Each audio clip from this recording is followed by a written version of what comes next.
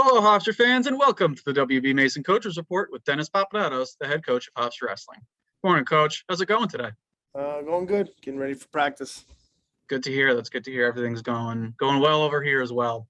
Hofstra Wrestling opened its 21-22 season out in Pennsylvania at the Clarion Open.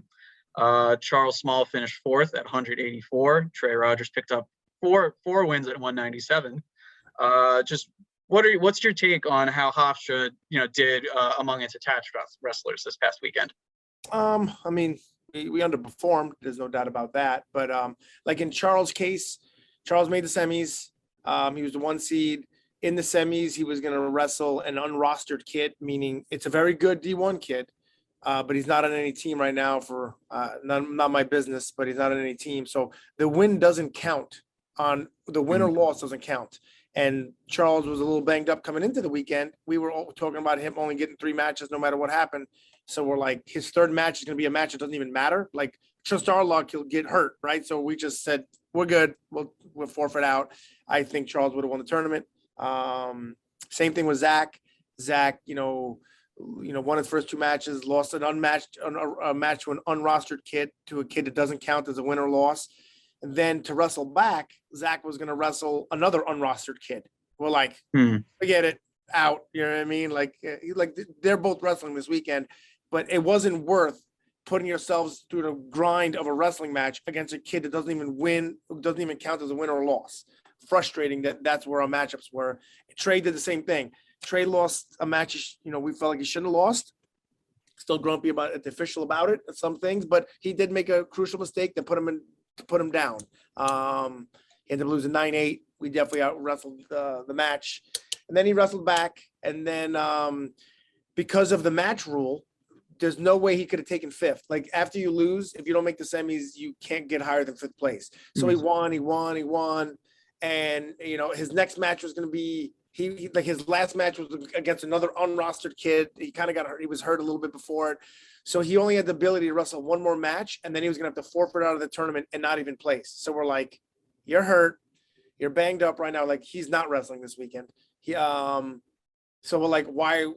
And we pulled him out. You know what I mean? Because there was just the cons so outweighed the pros that there was no reason just to try to get another match. It doesn't even count, with him. So, Ross got hurt. Moon got hurt. Leandrew wrestled pretty well. McGinty lost a match he probably shouldn't have. Ricky's weight, we're getting his weight under control. He had the most. The number 1 seed. You're supposed to, number 1 seed usually gets some luxuries, and he had the first match of the whole tournament. So he had the least time out of everyone for after weigh-ins to get on the mat. And then after he won his first match, that he was just trying to get his legs underneath him, he was called up to his next match within 10 minutes. We're like, whoa. I noticed that. Right. Then he lost a tough match, and he just wasn't, then he won another one, and then kind of a controversial loss after that. So by far not his best day. He had some crazy adversity up against him. But he's good enough to win that tournament, even with the crazy adversity. So definitely a little bit of a letdown. We were planning on not wrestling him this coming weekend, but now we probably are, because he needs to recover a little bit. So overall, definitely we underperformed. And by the way, shout out to some of the unattached guys wrestling at Hofstra. Reese Heller at, I think it was 174. He got 2nd place. Holden Heller, 165, getting 4th place. Very, very good performance from the Heller boys. For sure. I mean, Reese could have won, should have won. They both. I don't want to say should have won, could have won. Holden had a country. The Holden lost to the number 14th ranked wrestler in the country in the semis, 5-4. I feel like if we were in his corner, because we're not allowed to coach him, had to be off the mat. I could have argued if I had a brick to throw for a review. I don't think the takedown they gave the kid was a takedown. But when you're unattached, there is no video review. You have to have an official coach in your corner. Since he's unattached, he doesn't have that option. If I was in his corner, I would have threw the brick, and I think there's at least a good chance that takedown gets reversed and we win 4-3 as opposed to losing 5-4, and then he probably wins the tournament. But then same thing, he's been a little banged up. He's wrestling because he wants to get his matches in. So once he lost the semifinals, he for wrestling for 3rd and 4th, it just wasn't optimal. So we pulled him out. And I mean, Reese lost fair and square in the finals, but he definitely could win. Gave up one big move. I know it says he was pinned at the end. He was losing by a point or two, went for a big move to try to win, and took a huge risk that he would not have taken if ended up getting pinned with a second left. But like I said, it was he was a second away from winning the match as opposed to losing. So, but fair and square, the points were correct. You know what I mean? It's just, he's good enough to win that match. Just didn't happen. He's growing a lot. So yeah, they wrestled well. They competed hard. Yeah, it's good to see. Even if they weren't wearing the Hofstra singlet, Holden, like you said, put it in great matches. Unfortunate result against, like you said, the number 14 ranked kid in the country. Right. And then for Reese to go all the way to the finals unattached at 174. Good job. Good job by the Heller boys on that one. Sure. Going into this weekend, you're going to be going back to Pennsylvania for the Journeyman Northeast Classic. Another kind of a round robin style tournament with looking at some of the teams on that list. There's some really good teams and some really good wrestlers in this competition. What are given what happened in Clarion, what are you looking for from your Hofstra wrestlers going into this one?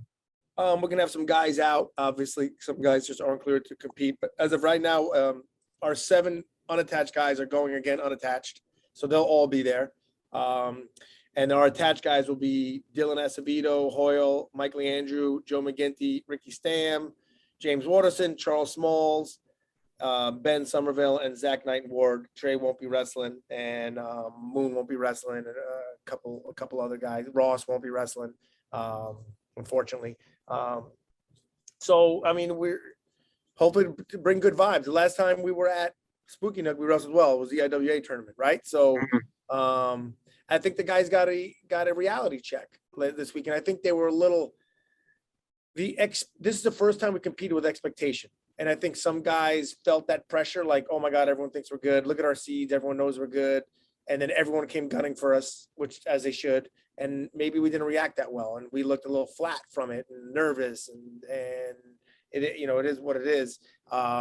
So hopefully they got a reality check, like, oh, I know we're good, but it doesn't mean people are just going to lay over and die. In fact, the opposite happens. People try harder to beat us because now beating us means something, right? So I think they got a reality check on that, and hopefully we're going to adjust and bring the good vibes we had last time we were at Spooky Nook, and compete and use those guys. And no one's going to wrestle more than 3 matches. It's those matchups. We're trying to figure out what pools everyone's going to be in right now. I'm talking with the director, so we'll see who we have in what pool to try to give them the matches they need to wrestle. So, but it's tough, man. Like you said, the teams that are there are Army, Bloomsburg, Buffalo, Central Michigan, Harvard, Lehigh, Lock Haven, LIU, Oregon State, UPenn, Sacred Heart, VMI, and Hofstra.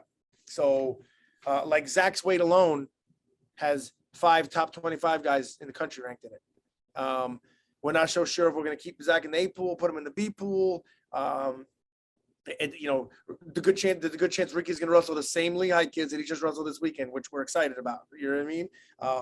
So it is. We'll see where we end up, but we're excited about making some adjustments, getting our energy level correct, getting our sluggishness out of the way, getting those jitters out, and go out there and compete and not try to protect anything. Like I felt like we try to protect something that's fake, right? So hopefully we put that behind us and be excited about competing again.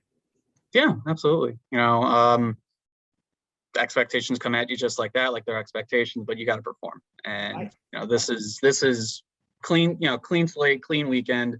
Let's get after it in Spooky Nook. Let's get after it against some of the top teams in the country. That's the plan.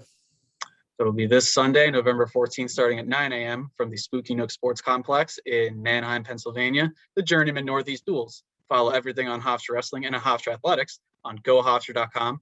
For head coach Dennis Papadatos, I am Nick Capitos, and thank you for joining us for the WB Mason Coaches Report.